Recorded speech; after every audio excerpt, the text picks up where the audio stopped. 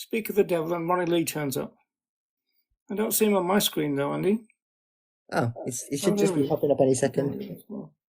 You see him now? Yeah. Hi, Ronnie, you all right? Hello, hi, yes. Sorry I'm late. I was making a cup of tea. Not good enough. I've got to have a cup of tea if I'm going to talk to you two. True. That's your excuse for everything, isn't it? I was making a cup of tea. Oh, yeah. It's a good excuse, really. You should have tried that with the Sheffield police.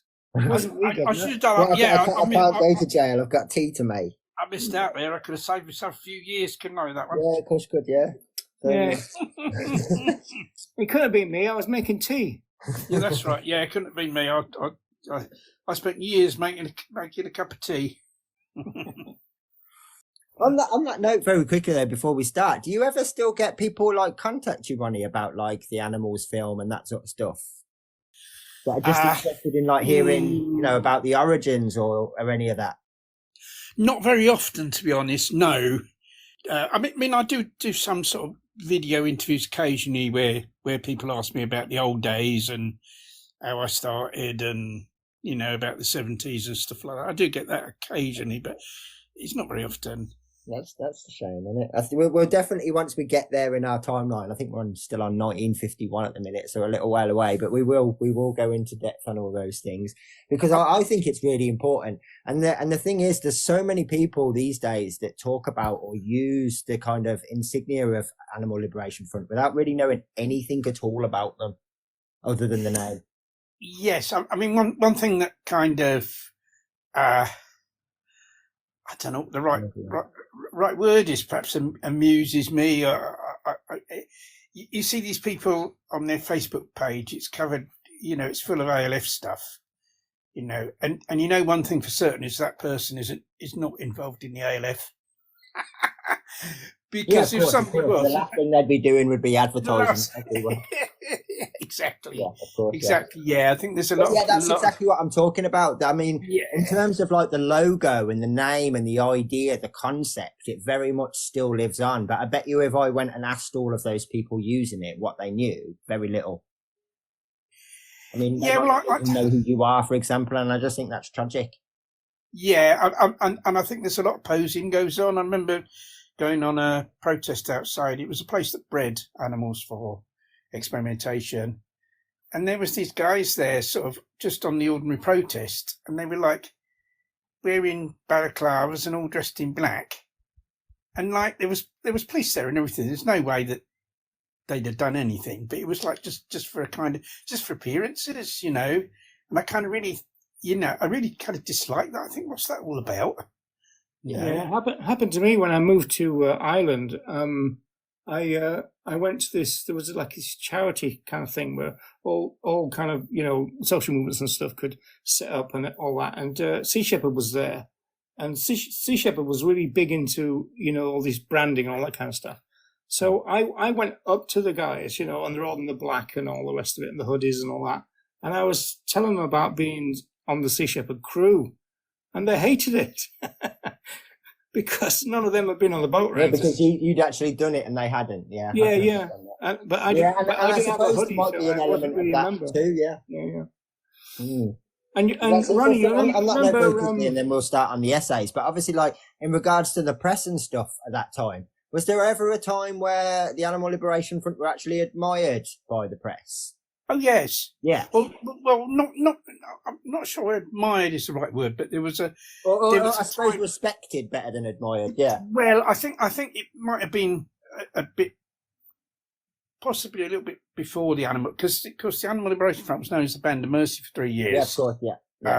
From 73 to 76. Roger's favourite word. I remember like the first time that when I was first put in jail, myself and another guy, and.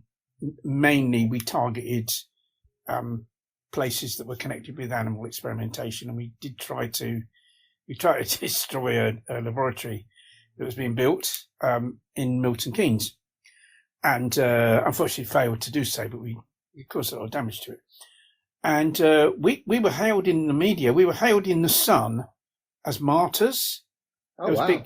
big big front. It was on the front page of the Sun because we each got sentenced. We were each given a 3-year prison sentence.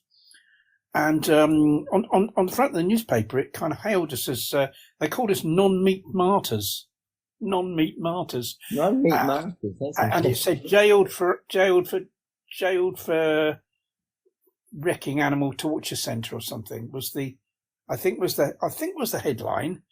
But it was, the article was like really sympathetic to us that these guys tried to destroy this place where animals going to be tortured, and it's not good that they were sent to prison. Yeah, but Ronnie, then the journalist got to know you, and that's the end of that. Well, yeah. Well, I think what happened was, I think that it kind of I think they kind of regarded it maybe as a sort of one-off thing in those days. Yeah, of course. But then when it grew, and especially when it became the ALF, started getting bigger and everything, then it kind of became it sort of became a threat to corporate interests, because of course the whole of the vivisection industry, all that's big business, and it's connected to pharmaceuticals and all that. And then when we were perceived as a threat to corporate interests, I think that's when the attitude of, because the media's, these newspapers are run by media moguls, aren't they? That kind of very much. Yeah, that's why I was interested, because it's. You do see these sometimes where they do give a little bit of support to a cause at the very beginning, and then very quickly never mention it again, or they actually switch sides.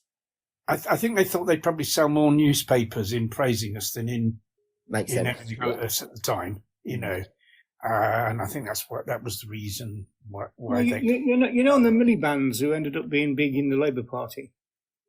Yeah. Oh yeah.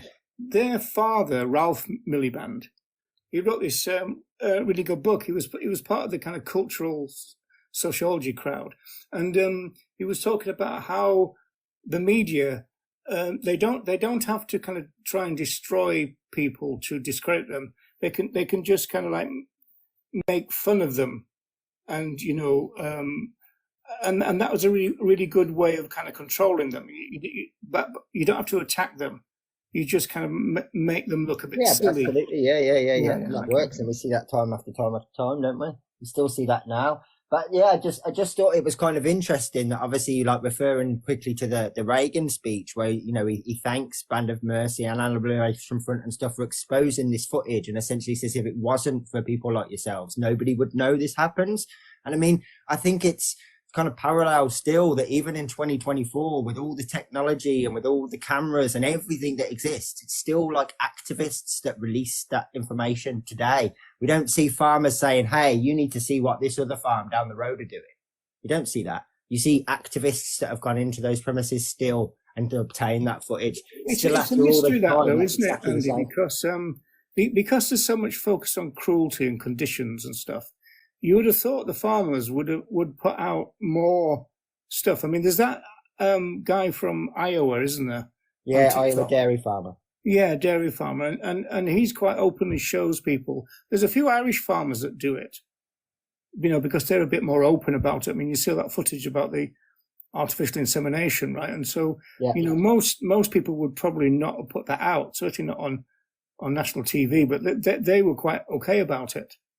But it's surprising that the farmers don't do that and go, look, it's not as bad as all these especially when, obviously, I'm sure you've had these conversations yourself, when you'll mention like a film like Dominion, for example, and the farmers go, oh, well, that's not normal. That's not how we do it. So why hasn't there been a film released where they show us how they do it regularly?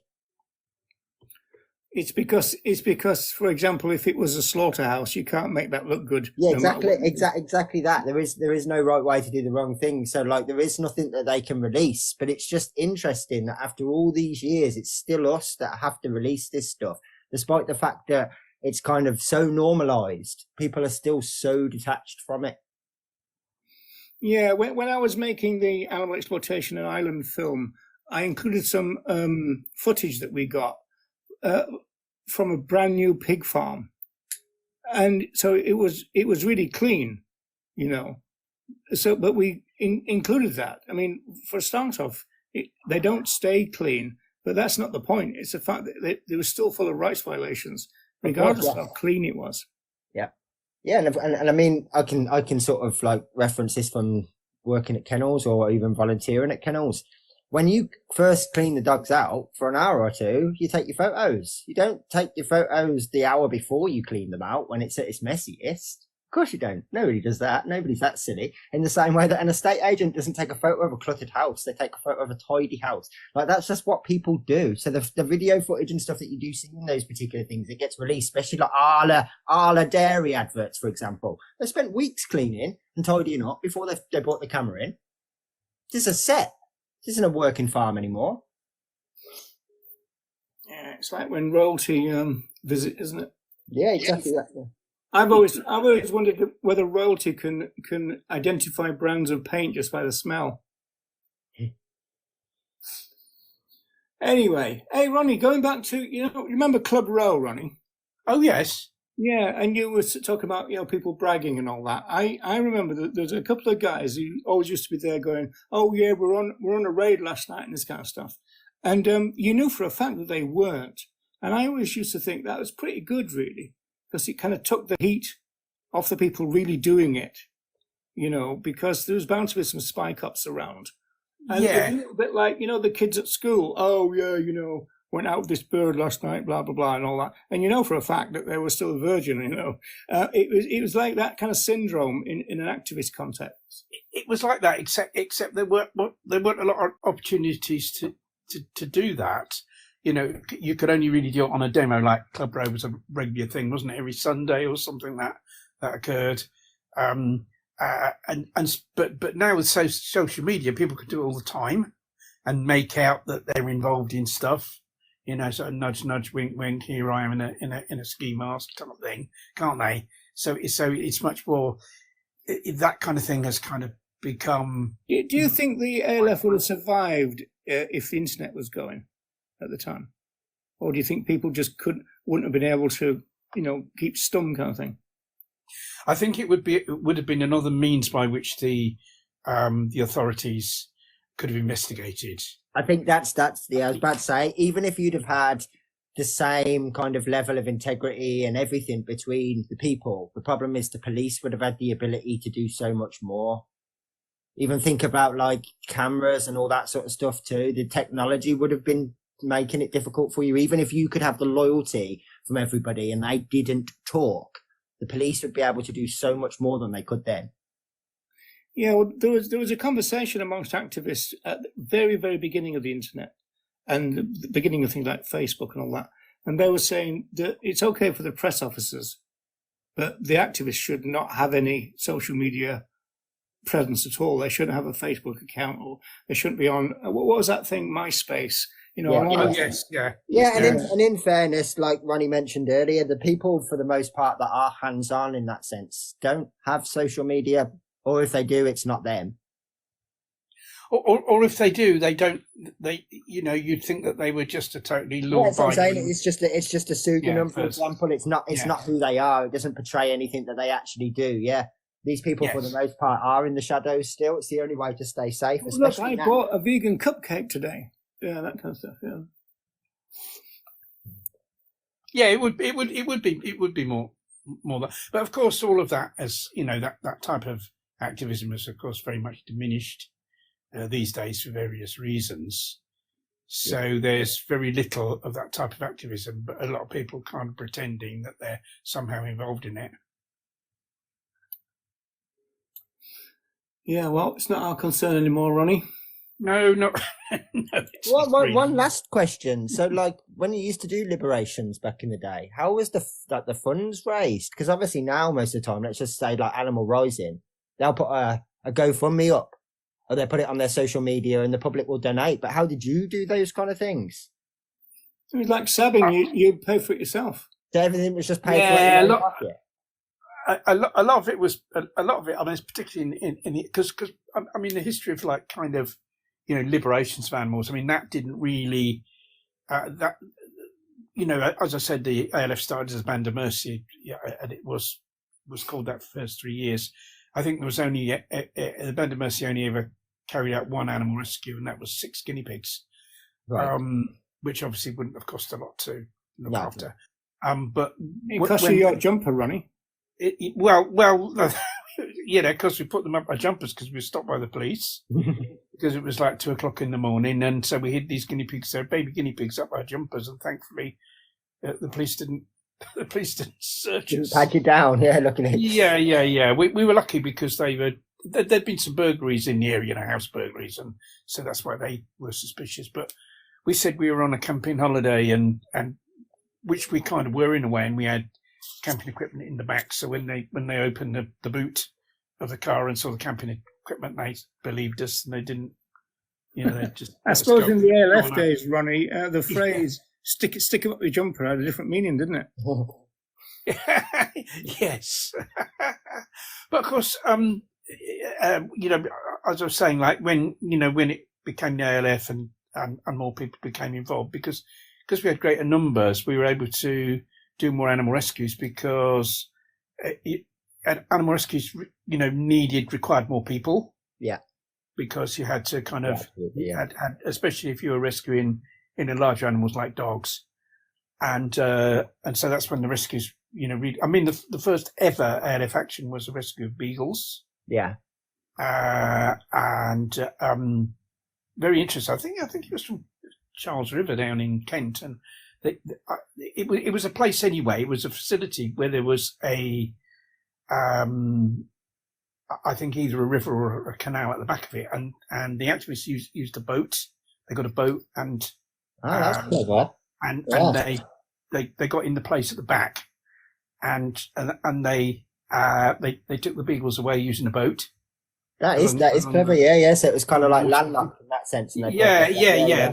That's right. So they didn't. There was. I think they probably thought they were safer doing it that way rather than having a vehicle at the front of the place or something like that. Yeah, absolutely, yeah. And I would imagine also, I suppose, from a security point of view, you think that the water is protection, so you probably, that makes sense. Yeah, I think it was, but at the time, that there weren't, places didn't have the security they've got now with cameras and stuff like that. No. And that wasn't the case then. It was long before the digital age.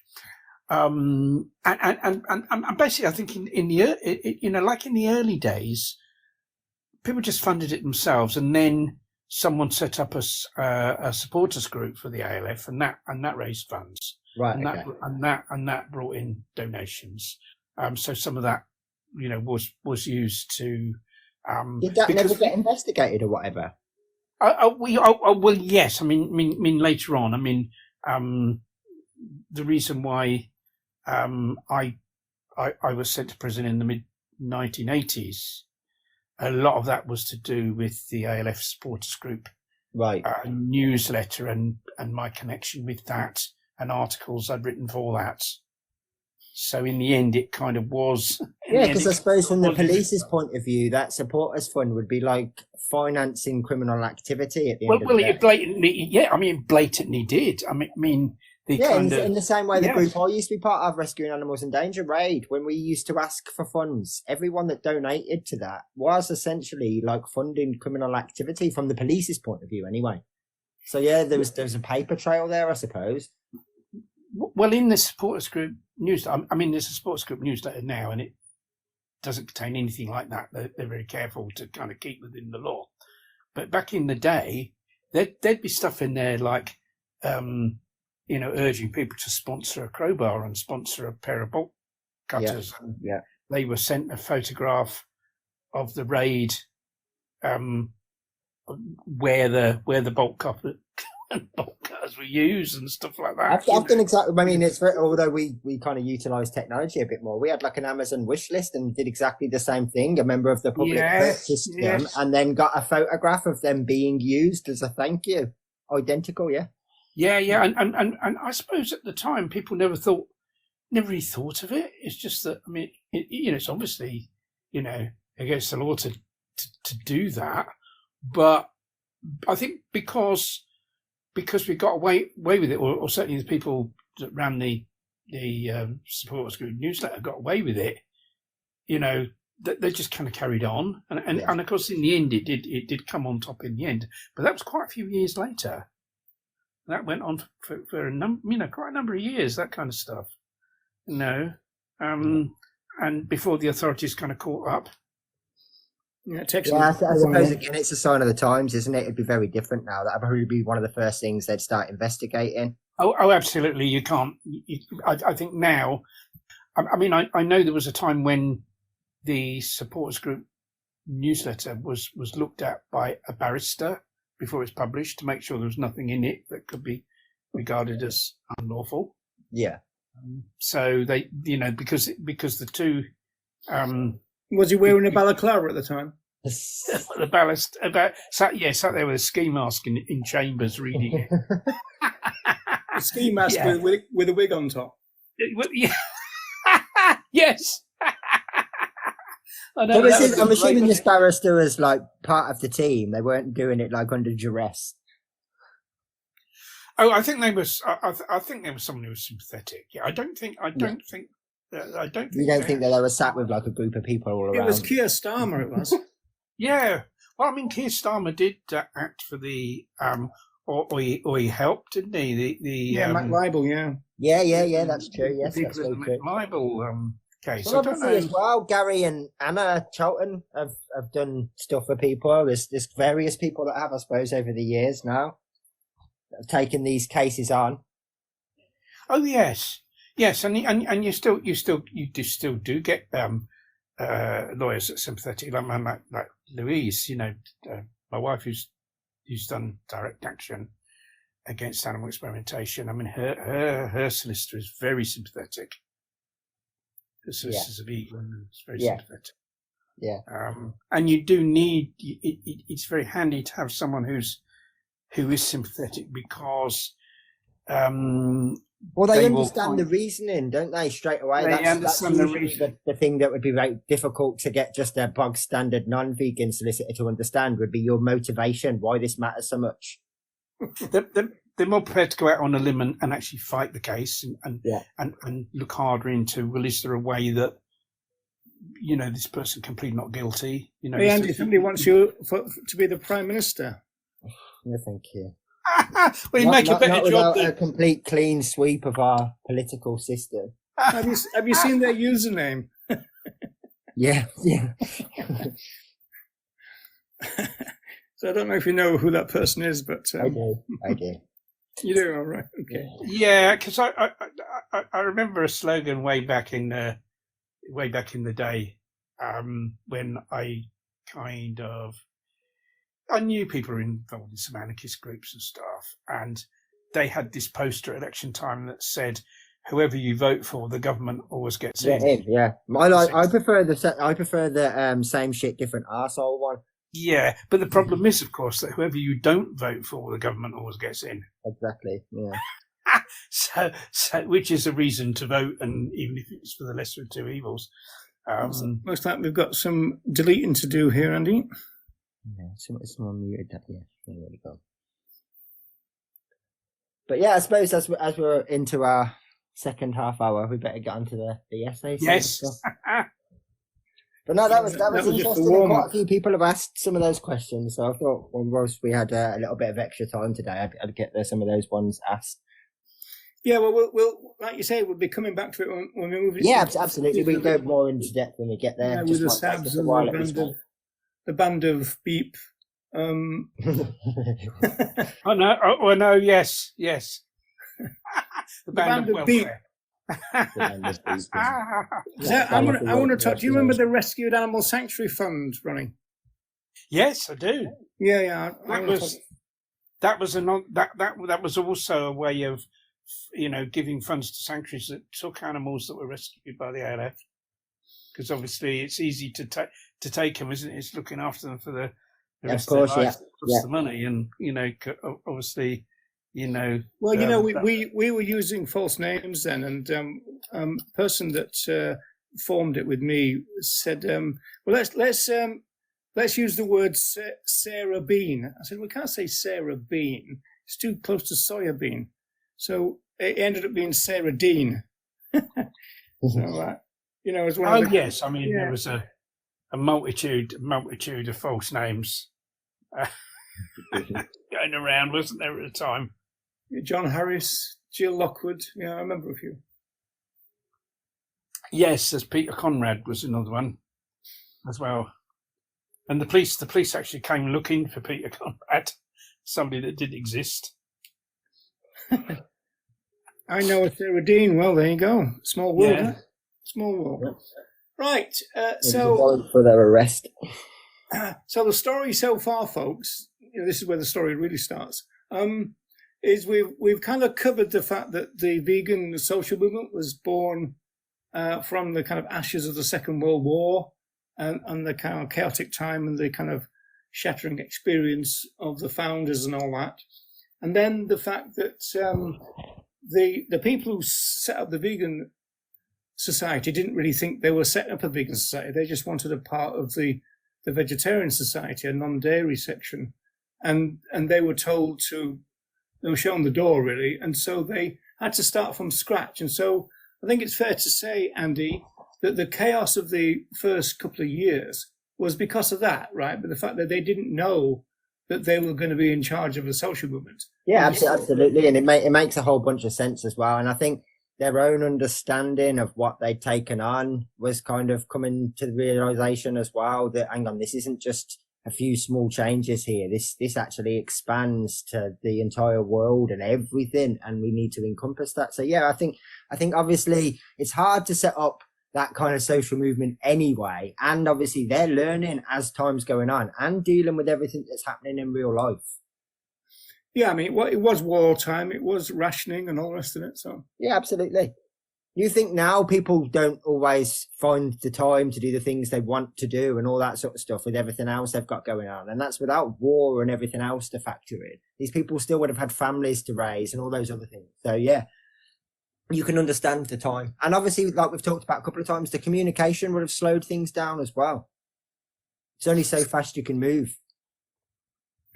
So today, then, we've already gone through, we're up to this guy called Leslie Cross. Now, Leslie Cross is probably the biggest player in terms of the evolution and the development of vegan philosophy.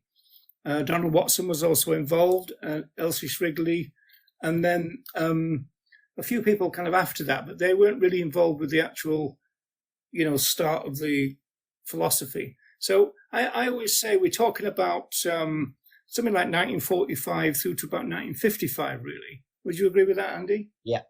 Yeah. So we're up to 1951, okay? And so I think we're going to get a chance to look at 2 or 3 things, all by Leslie Cross. The first one is called Veganism Defined. But it's quite interesting, really, because most of his philosophical essays ended up in the Vegan Society journal called The Vegan.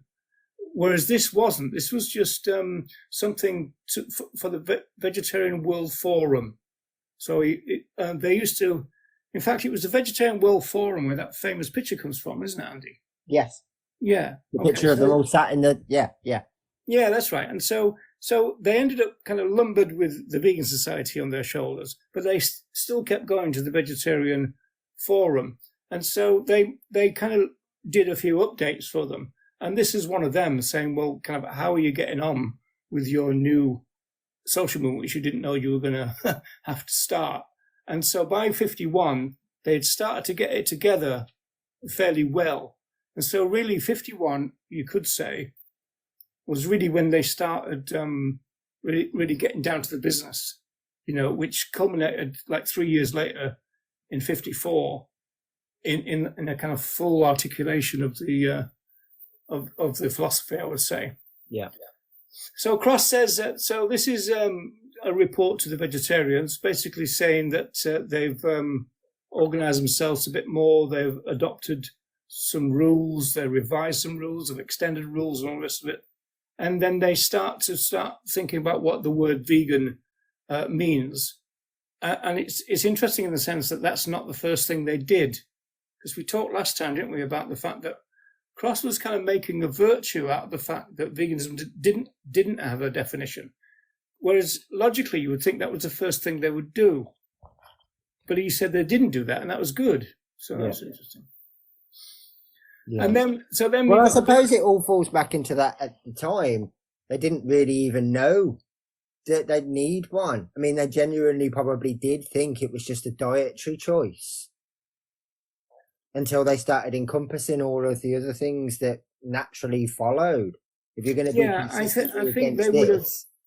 If they'd have come out with a definition too early, it would have been the definition of non-dairy vegetarianism. Yes, it would have. Yeah. So that wouldn't have been any good anyway. So in some senses, Cross is right, but the fact that it was a bit chaotic and it took a long time was a good thing in the end, because it helped them kind of think. And when they thought it through, veganism just kept bigger and bigger and bigger and bigger as an idea. Yeah, because essentially it's just about being logically consistent. So as soon as you make the stance, hey, I oppose this, and you realise, hang on, well, that's kind of the same as this, so I should also oppose this. And then now that naturally extends to this, so I should also oppose this. Yeah, it's going to naturally just keep growing and growing and growing. Yeah, I agree with that. And I think that another defining part of it, or kind of like a principle that they all held, was the fact that they thought that human beings had kind of reached a moral trough, and that because they were learning about what the actual details of the Second World War were, I mean, the shock of finding out about concentration camps and all that, must have been quite severe. And so they thought, what has happened to us as a species, literally? And they thought that morally we'd gone downhill. I mean, even Kathleen Janaway talks about all that kind of stuff. But all of them do. Leslie Cross talks about it. I'm not sure about Shrigley, but certainly Watson certainly did. And they thought that veganism, or some set of principles, which ended up being called veganism, was needed to rescue humanity, essentially, right? Yeah. So that's what they kind of set out to do. Within having that was their big idea, and within that was the focus of it, which was this thing that ended up being a shorthand definition. It said the object of the society. So it's not the principle of the object of the society shall be the end. Shall be to end the exploitation of our fellow animals by humanity. Now, it's an interesting quote, that, because I think that you could substitute the word object for the word focus. Yeah. So the focus of the society was to end the exploitation of animals by man, as they put it, right? And the word veganism shall mean the doctrine that man should live without exploiting our fellow animals. So that was their kind of guiding core focus of everything that was to come. And then from that, a whole philosophy kind of emerged, which kind of happened in the next 3 years, which is really interesting. Yeah. And then there's a bit of talk about the actual things about what was it going to be a member, a full member, associate member, and all that. And so I think that was the first seeds of what became practicable and possible. And I think that's an interesting thing, because when I first went vegan, the practicable and possible thing wasn't used the way it is now. See, people seem to use that now and say, what does that mean in terms of what I can get away with? Yeah. Yeah. Where's the loophole? Where's the line? Yeah. Yeah. I don't think we ever thought of it in that way. It was just basically doing in the next essay, it says, do your best, right? Yeah. And I mean, there's also a really poignant line from Cross as well. I think it's in The Surge, where he says, these problems that other people have, or these obstacles they have, they might not seem that big to us, but to them, they're very real. So when someone comes on and say, well, I can't go vegan because my partner won't, we're thinking, it's really simple. But in their head, that's a massive obstacle. That's their entire life that's in the way. So I think that is what it was meant. It wasn't like, how can we manipulate or take advantage of this? It was the fact that this is something we have to accept for some people. Like it's not going to be as an overnight as it is for everyone else, but it was never how can I take advantage of this, or how can I find a loophole so that I can continue to use animals? I don't think that was ever how it was focused or thought about. It's just how it's been contrived now. Yeah. Then we come to one of the frustrating things about the founders, and particularly Cross, I suppose, is the fact that they didn't write in sound bites. You kind of have to read a lot of what they wrote to fully get what they were doing. Because for a start off, it says here, the effect of this development, the development of the vegan society, is to make veganism unique amongst movements, and that ended up being veganism is a bigger idea amongst movements. It covers more than other movements. And Watson even started calling other movements lesser movements, which might be a bit arrogant, really.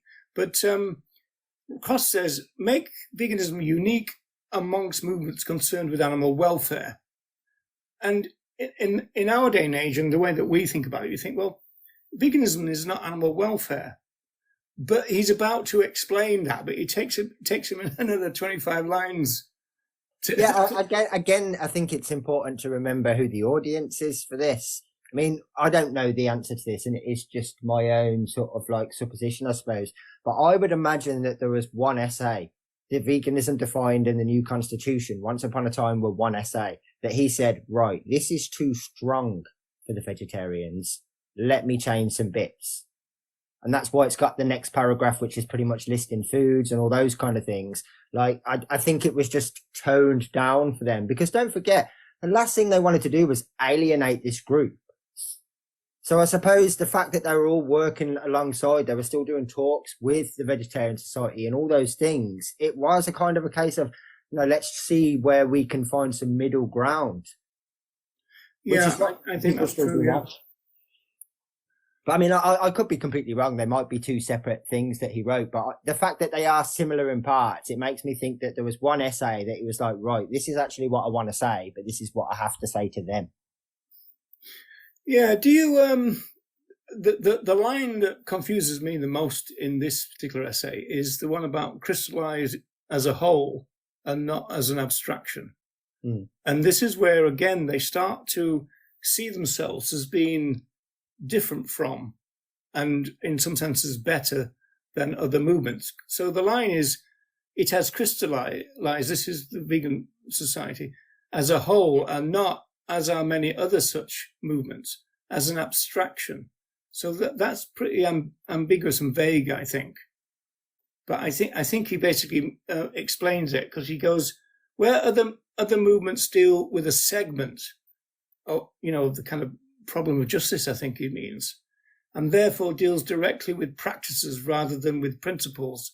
Right. Veganism is itself a principle from which... Yeah, see, I mean, I could be wrong, but I've always kind of perceived that as, so there's already groups. I mean, even on the welfare paradigm, there probably would have already been groups that were bull baiting, anti-dog fighting, anti-cock fighting, right? But they're all segmented in the fact that they all do all these other things. Whereas veganism was the one that said all of this is wrong across the board. So that's how I've always perceived it. But again, I don't know Ian here, and we can't ask him.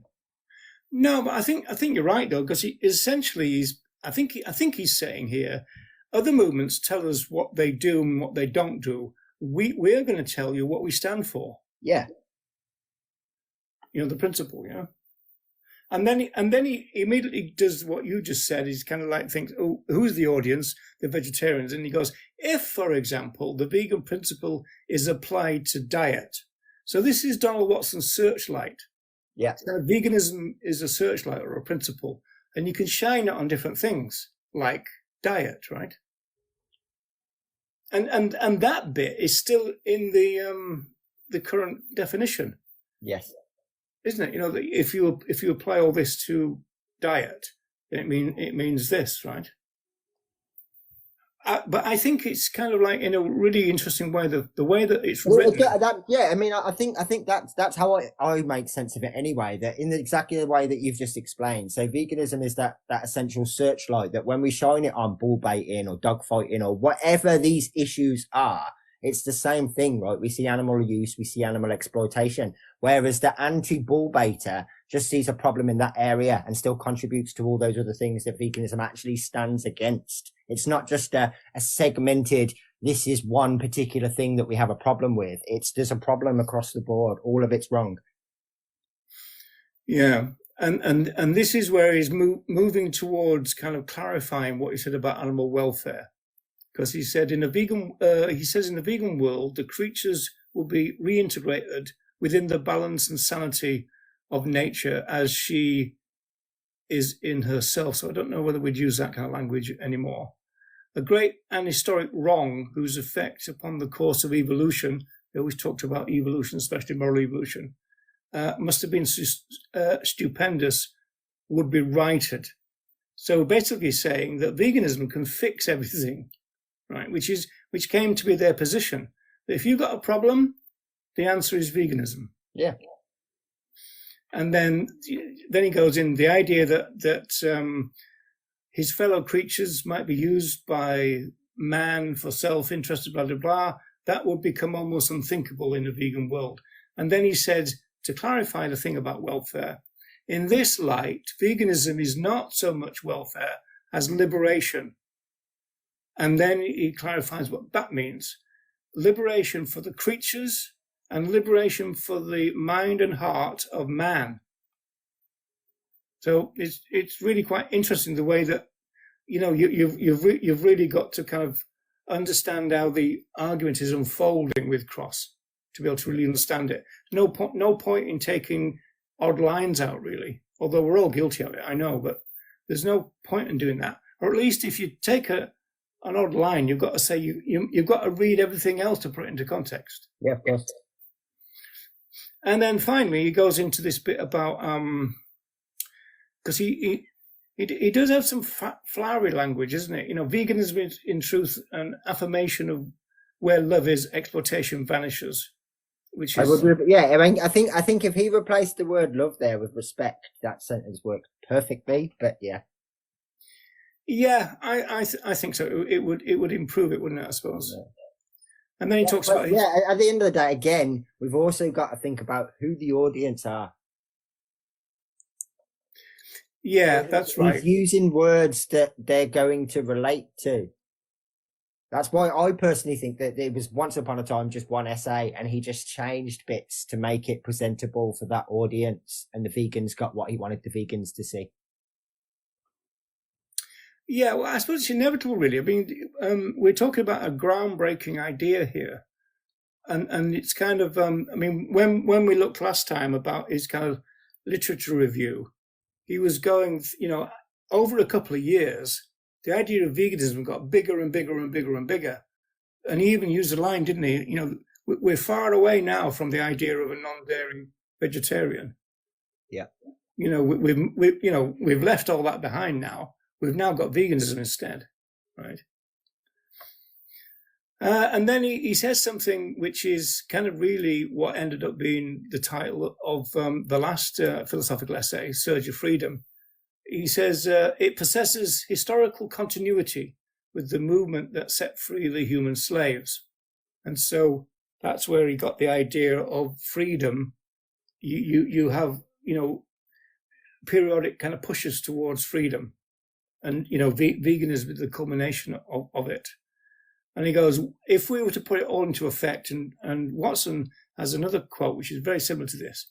If we put all this into effect, the veganism, every basic wrong done to animals by man would automatically disappear. And then he starts talking about the fact that it would benefit humanity as well. So they always had that. The focus, liberation of other animals, and then the scope was, and we'd get a hell of a lot out of it, not least a peaceful species, right?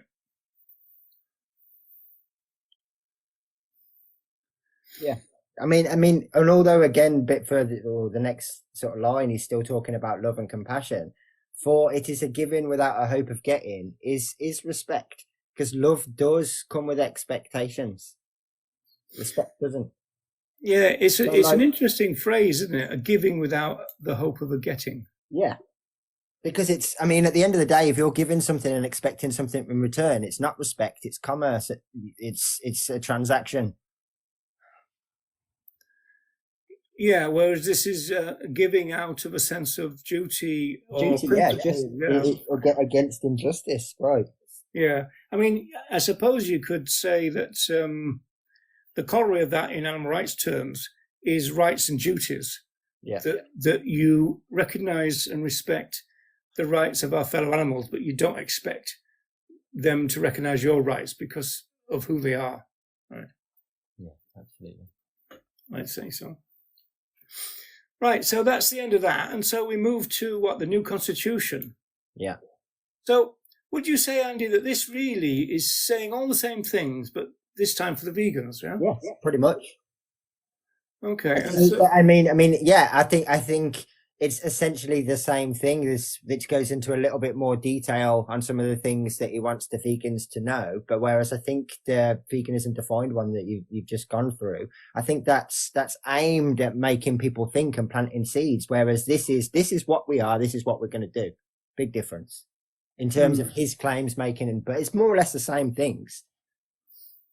Yeah, and effectively, in terms of the actual social movement organization, they're basically saying, right, we've had a think. This is what we've redefined veganism as, or we are doing. And they kind of wanted the membership to rubber stamp it as they went along. Yeah. And so they sent out the new rules with a kind of form for people to send back. So, so they were doing the kind of business stuff now. They're actually learning how to run an organization now. Yeah, that's it. Yeah, which is pretty interesting. And you'll notice that in this one, it also doesn't entertain the idea, of kind of people will be either members or associate members or that kind of thing. There is none of that sort of like practical part in this. Oh, well, there is towards the end, isn't there? The bit about it is now possible to join the society either as a full member or as an associate. In the Constitution?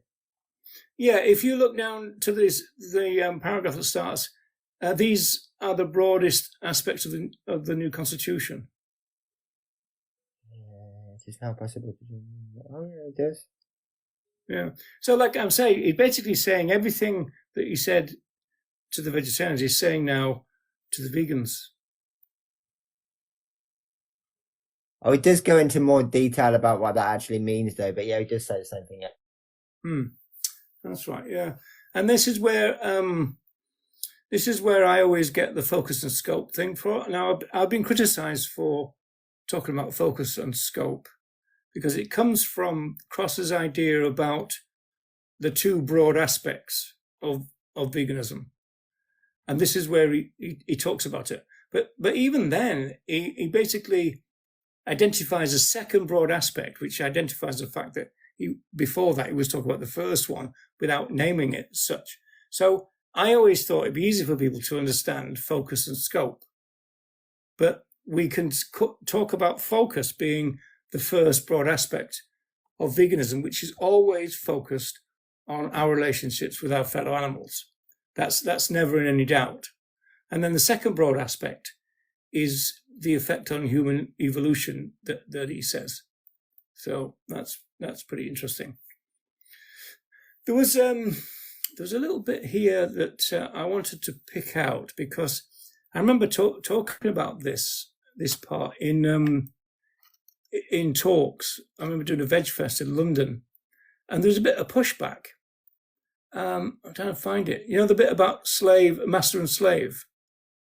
Oh yeah, that's right. Here we go. So he was always talking about this boomerang effect. That as it were, if we violated the rights of our fellow animals, then it the violation of rights for us is going to come back to kind of haunt us. It's almost. I suppose that might be a bit of karma. From Leslie Cross. And he goes, it come back like a boomerang upon humanity's own head. It has to remember that in any relationship of master and slave, the greatest and deepest harm is suffered not by the slave, but by the master. And I know that when I pointed this out in London, people didn't like it. Kind of going, well, how can you say the master is harmed more than the slave, right? And it's like saying the farmer is harmed more than, those whom are farmed, right? But I think he's talking about morally and in terms of evolution. So I think he's saying that by being a slave master, you're harming yourself morally.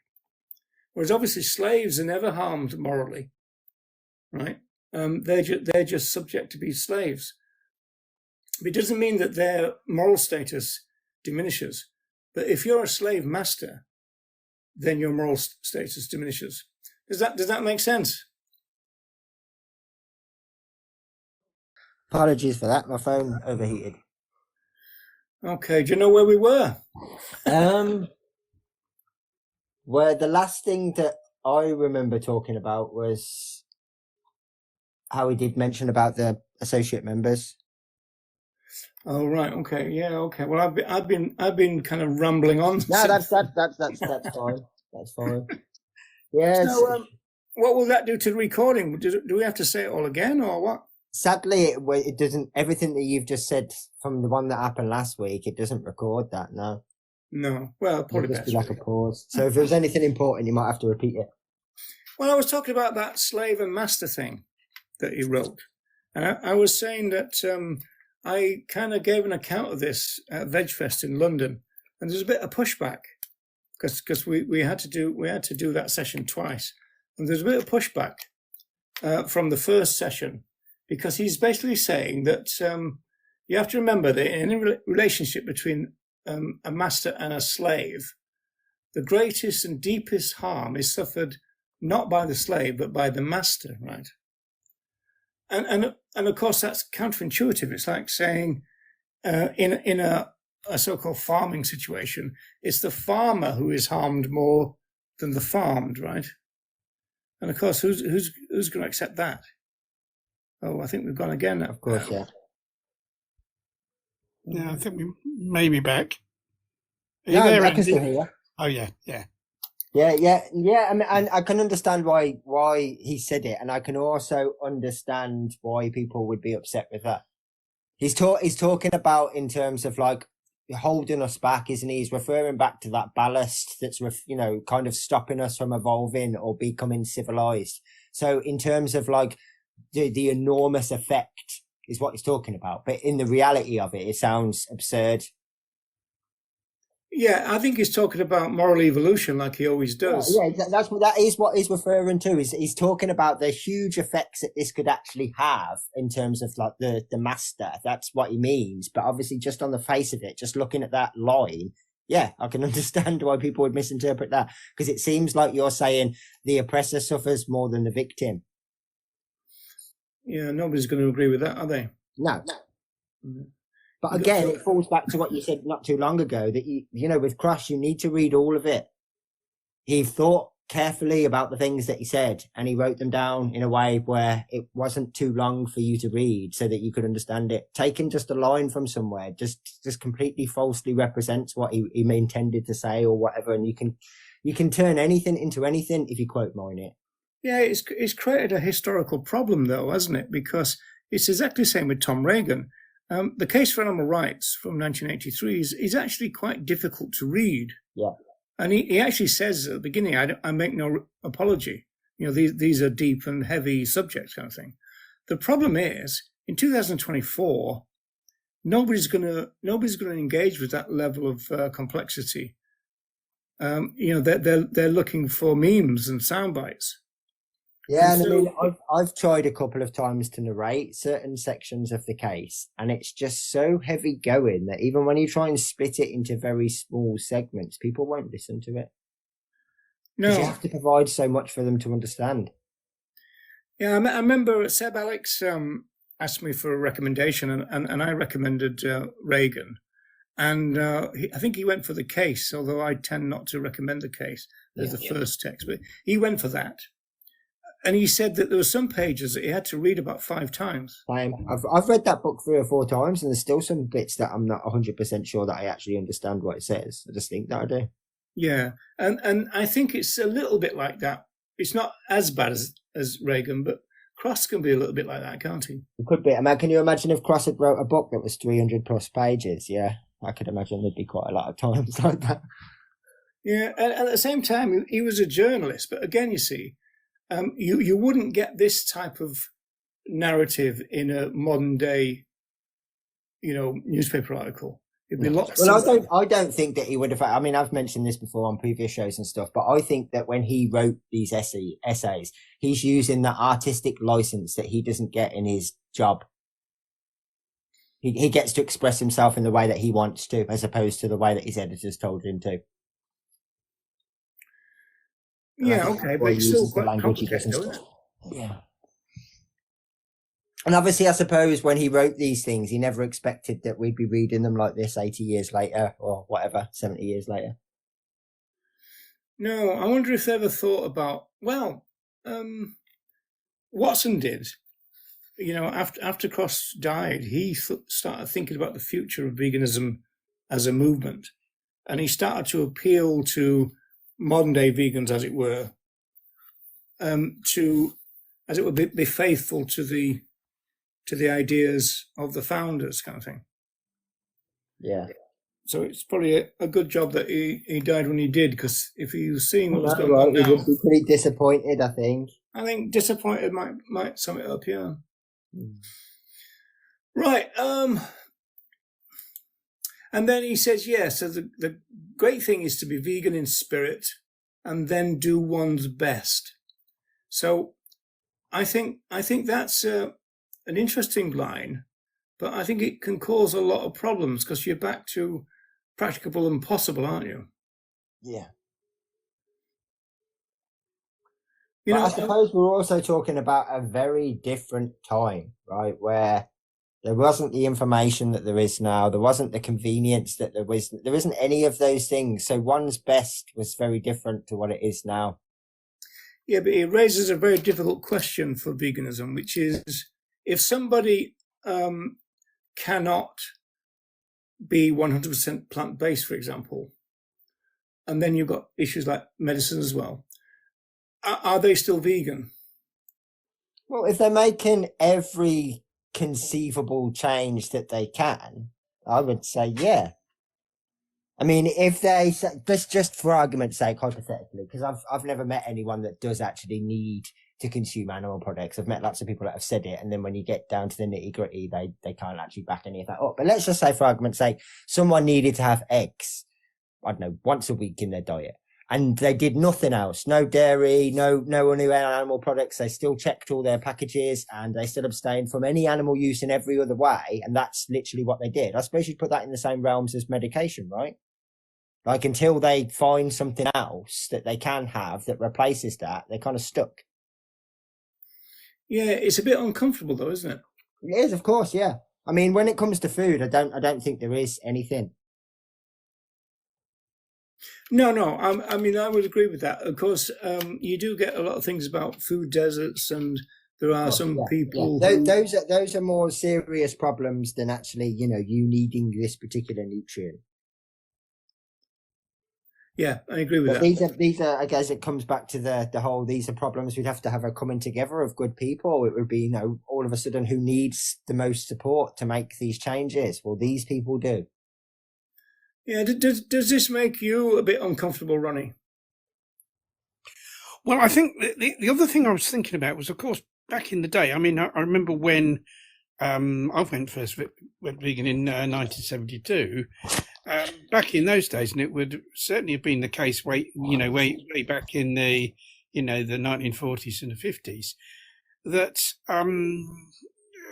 companies didn't have to list the ingredients on food products.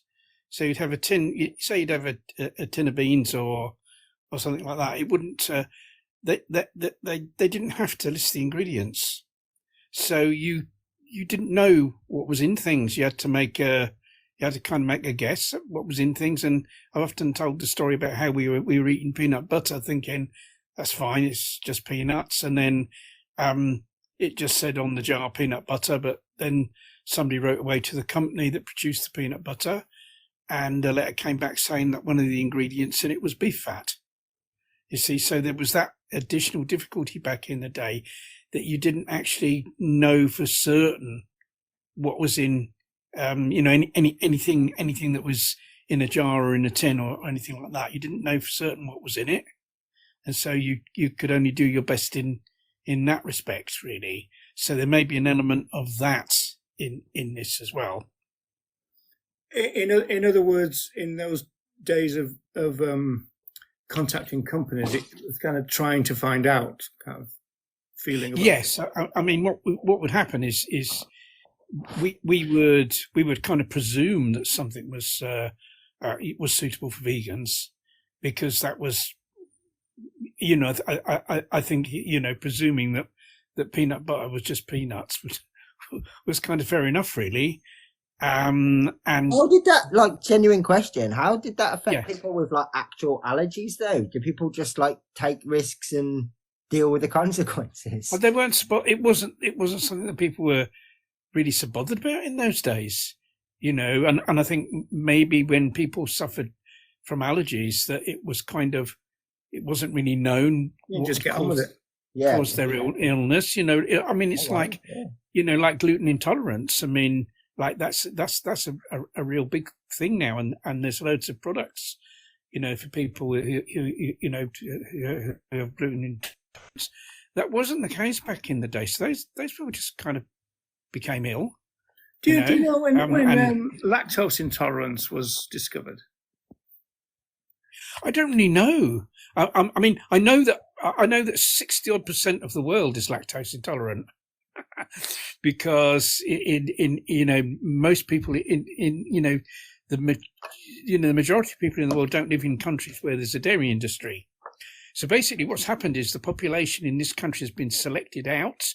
People that are lactose intolerant in this country kind of, a lot of them died off because they didn't know what it was. And, they just, and so, because there was dairy, it kind of selected people have selected for lactose tolerance, whereas in other countries, well, you're kind of talking about natural selection, aren't you? But it's not the fact that somebody who's lactose intolerant, you don't necessarily die, do you? You just feel crap all the time.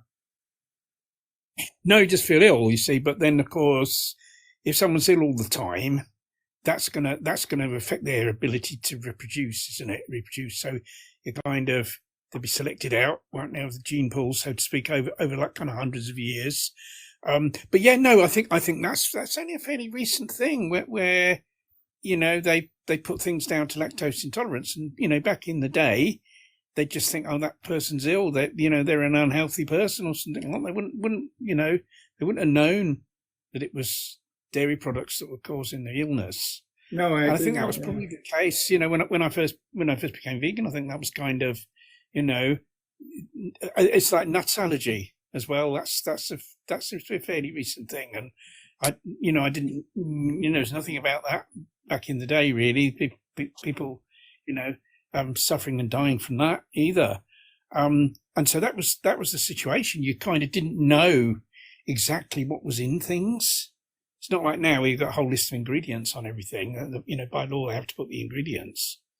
They didn't back then, and they certainly wouldn't have had to in the 1940s and I suppose the real driving force, as much as it pains me to admit it, is never morality, is it? It's always legality. And so, like, the main reason that we now have all these itemized and listed things everywhere is to avoid lawsuits. It's nothing to do with like looking after people or caring for people or any of those. Yeah, it's the same as vivisection. It's exactly the same as vivisection.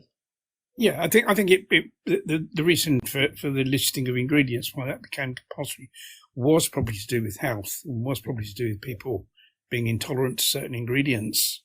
And that was probably I would imagine as soon as like insurance became big things and people could make claims and all that sort of stuff, it became kind of like, look, we told you, if you eat this or you consume this still, that's your problem.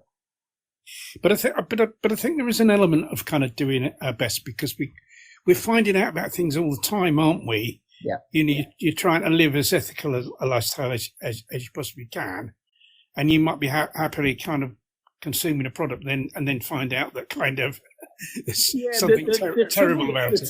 Yeah, and also obviously you've got the world changes too. So like hypothetically, again, to go back to the medication thing, at the moment you might have people that are taking X pharmaceutical because there's no alternative. And in 5 years, there is one, and their best all of a sudden changes.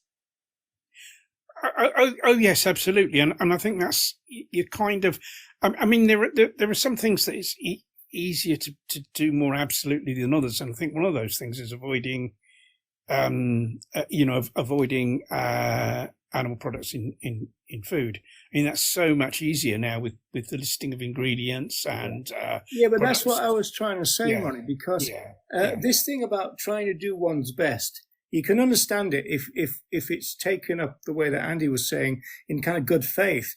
But what if you reversed it and went the other way, like Cosmic Skeptic did, which was basically couldn't be asked to kind of have any kind of inconvenience, and so then use those principles in order to no longer be a dietary vegan. That's how we see.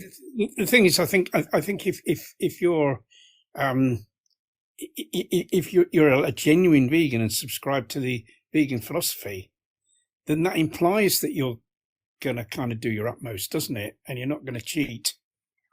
If someone isn't doing it, in terms of philosophy, if they're just someone that kind of, I suppose, is just trying to avoid animal products for other reasons, then there isn't that strong conviction to kind of stick to, to stick to doing one's very best to avoid these things. Yeah, well, that's borne out by research, isn't it? That the ethical vegans, so-called, are the ones who stay vegan. Absolutely, yes, absolutely. Well, yeah, and I think we're getting bogged down, I suppose, in some of like the physical changes, but doing what's one's best can just be like changes in your activism too, changes in your language, being willing to accept that, hey, this wasn't actually the right thing, or this would work better if I did it in this particular way. Like, being open to that is also doing one's best. It's not kind of like, meant as a loophole. It's almost like, look, in the way that Reagan explained it, every kind of time we draw a line as far as we can go, draw it in pencil, because 6 months down the line, you might be able to go a bit further and you rewrite it. It should be that we're not at the end yet. We know we're not perfect, but we do want to try and get as close to that as perfect as possible. Not That's just right. say, well, this is as far as we can go. Because I hear that stance quite often from vegans when people mention like crop deaths, and they'll just say, well, it's about doing the least harm possible. And it's like, yeah, but we're not going to just sit here and say that that's the best that we can do, because we want to do better. I mean, you often hear the term, people say my vegan journey, and they kind of use that in a sense of like a journey towards veganism, don't they? How I kind of gradually gave up this, that, and the other. Whereas I think there's a journey within veganism. I think, I mean, obviously not everyone agrees with this, but I believe that your journey does not begin until you actually go vegan. Everything before is kind of like irrelevant. The day that you go vegan, that's when that journey starts, and it absolutely will.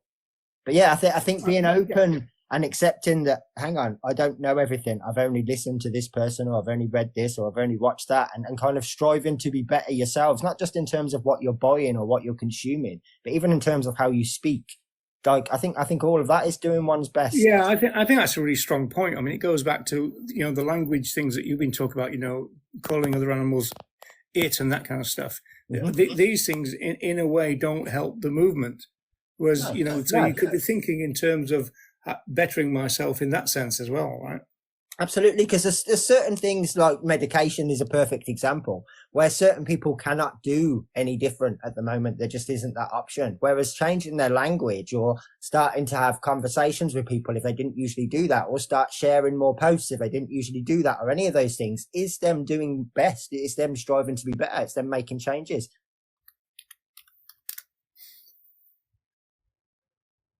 And these are things that everybody can do, myself included. Like, I'm always striving to be better. Yeah, we're constantly. How could you possibly be better, Andy? We're always finding out about. We're always finding out about more things, aren't we? you know, Yeah, and trying exactly to. that. And I mean, obviously, technology advances these things as well, or just information does, or studies, or any of this stuff. So there's new avenues and new doors that are opening all the time, and it's important that we remember that we're looking to keep going through them. You know, the fact that we went vegan however many years ago, that's not enough, because this is still happening and growing, and so we need to do more. And so yeah, it's an ongoing road where we do strive to get to that. I suppose one language journey would be the move from pets to animal companions to, or companion animals and then to animal companions. So there's a journey, linguistic journey going on there, Absolutely, isn't there? yeah, totally. And some people are further down the road than others. Here's a historical question for you, Ronnie, because Cross goes on to talk about the annual subscription and everything. Life membership at this stage, this is 51 still, I think, isn't it? 51. It's 7 guineas. So what was a guinea? It was £1 and a shilling. Oh, that's right. Yeah. In other words, these days, a shilling was 5 pence. 5 pence, yeah. It was 12 pence of the old money and 5p of the money we've got now, decimalised. So a guinea in today's money would be £1 and 5p, which is very strange because, of course, you know, we've not used that term for many years. So how much did you say that was? 7 guineas the life membership. So that would have been about £7.35. £7.35, and that was a life membership. I think what you've got to do is probably to make that to bring that up to today's money. I think you probably have to multiply by about 20 or 25 times that now. So that would be, you know, maybe a couple of hundred guineas, couple of £100 maybe now, something like that. And what is it now? Do you know? I haven't got a clue. I honestly don't know. Well, they must have a life membership still, mustn't they? I'm sure they have. I mean, I could look up the website and see what they do. I don't know. I honestly don't know. Yeah, interesting, isn't it? And then you got this weird thing where they talk about branches and stuff. So again, they're trying to just sort out the actual physical organisation of the movement now. And there's the London Vegan Group, which precedes the Vegan Society, but then becomes part of it. So the older group becomes part of the newer group, which is quite interesting. But then he said, by allowing the setting up of branches, I don't think they ever pursued that very much. You know, you never have, you know... 350 quid. Oh, right, okay. Inflation. That's life membership. Life membership discount for those aged 65. I should think so too. It's £450 a life membership, according to what I've just looked up. Oh, this one says yeah. That's I think so. Yeah, I think it's £450. So that would. Andy's looking at the Lidl version of it. The Aldi version. In fairness, it says this starts at $350, so that could be the discount. Yeah, if you're an eco member, that's right, where you don't receive. Yeah. You don't receive the magazine through the post. You just get a digital version by email. That's a Life Eco member. That's $350. If you want to receive the magazine, that's $450. That's not, I mean, to be fair, if you were like in your 20s or something, 350 quid for a lifetime membership isn't a lot of money, is it? Yeah, because it's the annual one is £24 for the eco and 36 for the paper based one. So that's a bit more than 7 shillings. So it'd take you about 15 years to make it worthwhile having a life membership, wouldn't it? Yeah. I mean that's kind of that's. So Andy, have you seen any questions? Because no, I haven't. To be fair, I was going to ask you if there was any that whilst I was on the we only got 10 minutes. I don't know whether you because it'd be, I suppose it'd be wise just to do the surge on its own now, wouldn't it? Yeah, we'll save that for next week. Yeah. So is But there it's anything else interesting. in this constitution that you want to pull out, Andy? Not really. I mean, like I said, it is just my sort of idea about it, but I do think that potentially we are just talking about the same essay. I mean, they're listed as both being in 1951. It's only the Constitution that's in the vegan issue. The other one isn't. I think he probably wrote one speech and then potentially just turned it into two different essays. Yeah, well, it's a little bit like the vegan story. I mean, that is, that is presented differently because that was a speech rather than an essay, right? Yes, and obviously that's for the Vegetarian Society as well. Well, a vegetarian society. Oh, a Vegetarian Society, yeah. So the pattern kind of repeats itself, but it is interesting, kind of ironic to me. Although it's got some different, I mean, it has got some flowery language in the story of veganism, but like you compare that to the Surge, for example, and like that's why I always think every time he knows he's writing for the vegans, he's himself, so to speak. He knows he can say what he wants to say. Whereas I think when he writes for someone else to speak for the vegetarians or someone else, it's not the same as necessarily he's got his work hat on, but he knows there are some kind of limitations on what he's going to say.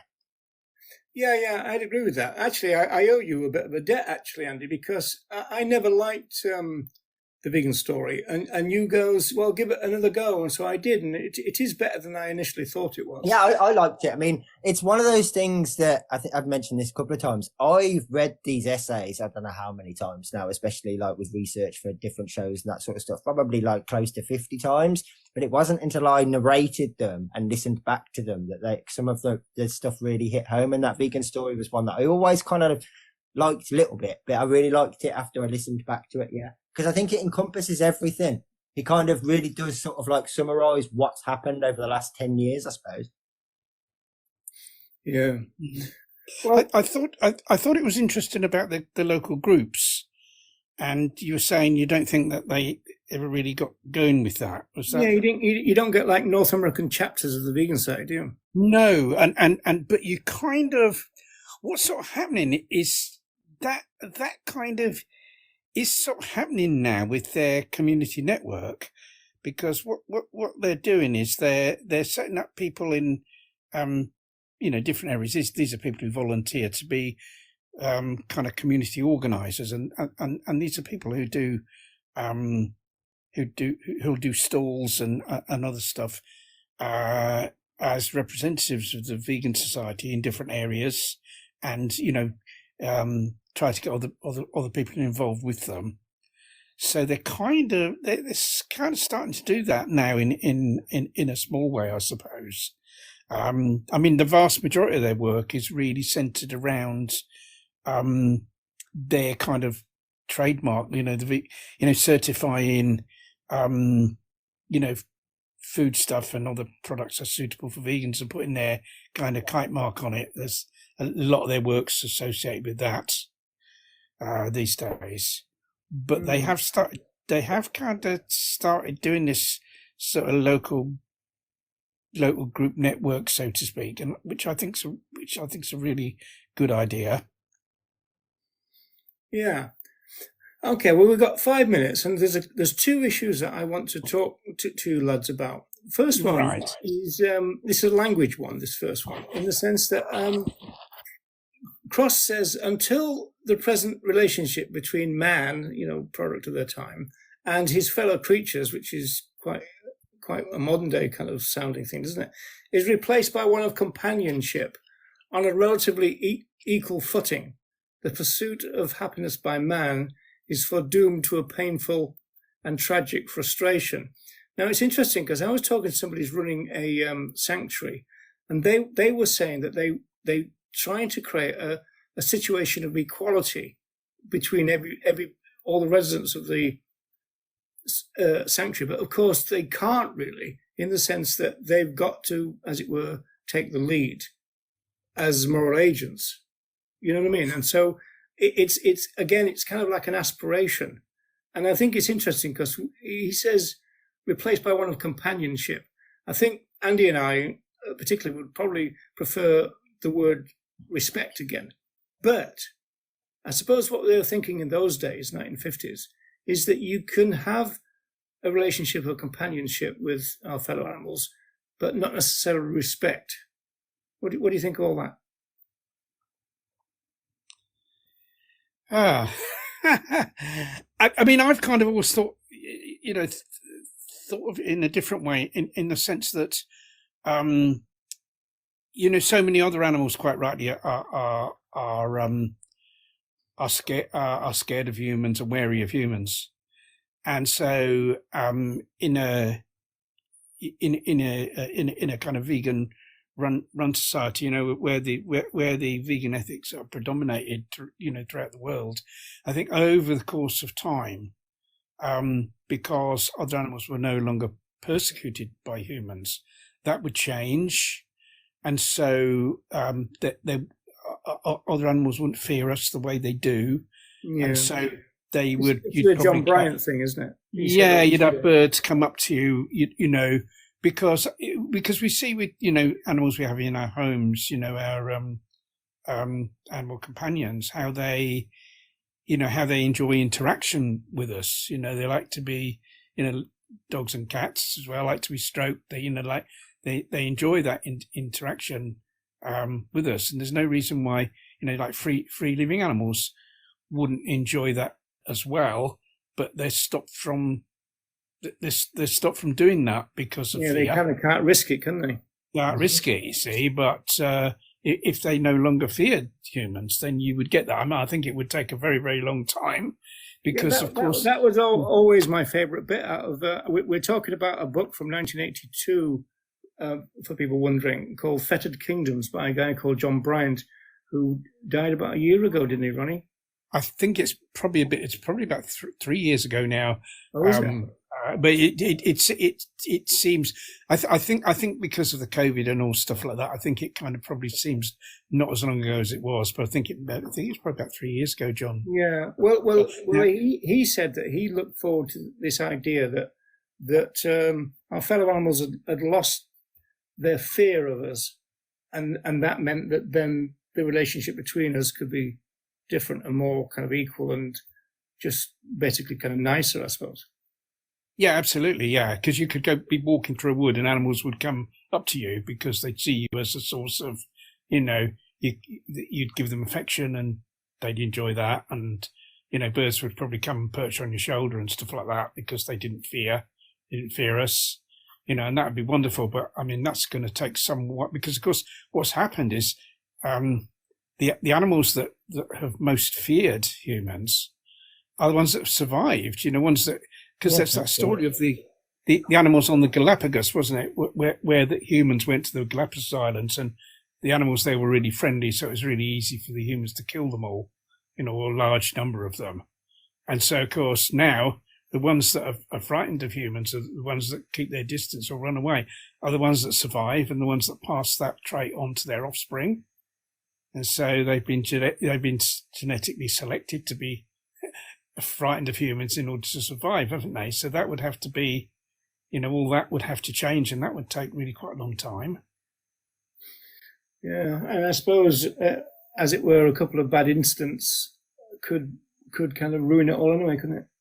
Yeah. Well, yes. That yeah. I mean, that's absolutely true. Yeah, but I mean, I think that would be kind of long term. That would be a very positive result of veganism predominating in the world. That would be a really positive thing that would eventually happen. Right, and then the final thing, and Andy, you'd be interested in the language change here, because we're saying here that the two essays that we've looked at today, the first one was a kind of more kind of loose one for the vegetarians, and this one is much more of a kind of like, right, let's get it done. This is for the vegans, right? And he says, and it's one of my favourite lines, by the adoption of this rule, the society has clearly come out on the side of the liberators. So this is going back to that thing he talked about, animal welfare and animal. Yeah. Well, he actually said liberation in the first essay. We're not so much welfare as liberation. And this one, he says, we're not so much welfare that we seek as freedom. And the only quibble I've got is that he had to put in this not so much as though there's a bit of it or something. I prefer it for him to have said, we're not welfare, we're liberators, that kind of thing. Well, I mean, so I can half understand again. So again, I would agree with you totally, and I wouldn't either. But also, one of the things that I've had quite often when I've mentioned that I'm not a welfareist is people go, "Oh, so you don't want the welfare to be good?" And it's like, well, that's not what I'm saying. In any way, shape, or form. It's not like I'm saying those changes that have already been made. You want all or nothing. You are all or nothing. And so he may well just be saying that. Yeah. I think so much welfare in the sense that we're not against, improvements here if it benefits their life, but it's not our end goal. No, I think that's a strong point. Yeah, definitely.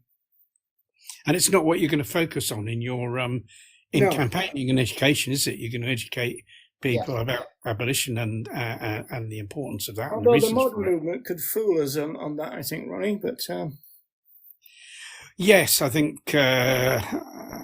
I think basically kind of what's happened quickly is because it's people saying go vegan because animal farming is cruel. So if that's that's the reason that a lot of vegans are giving out, then if you say that, you've got to constantly prove that it's cruel. Because as soon as someone says, "Oh, my farm isn't cruel, my welfare standards are really good," then you got to do an investigation and prove that it's cruel, as what's been happening. Whereas the reason to go vegan is because humans should not exploit other animals and shouldn't use them for food and kill them, to eat. Then that applies to all farming. So you don't have to constantly do all these investigations to kind of sort of justify veganism, do you? No, but I mean, I think that we're into the organizational structure of the movement now, and fundraising and all the rest of it and stuff. So that takes us into a completely different area, doesn't it, as well? But I agree with your general point, absolutely. Right, are we done then, Andy? Oh, has Andy gone again? Yes, I think he has. Yeah. I think that's probably the end of it. Might be our cue to go as well. I think so. Yeah. Okay, mate. I'll speak soon. Yeah. If anybody's listening, thanks for tuning in, and we'll see you next week. We will do. Take care. Bye then. Bye. I don't know what happened. If you can still hear me, I'm going to call it a night anyway, because this is the second time my phone's overheated and we've gone over the 10:30. But yeah, thank you everyone for joining us, and we'll be back next week.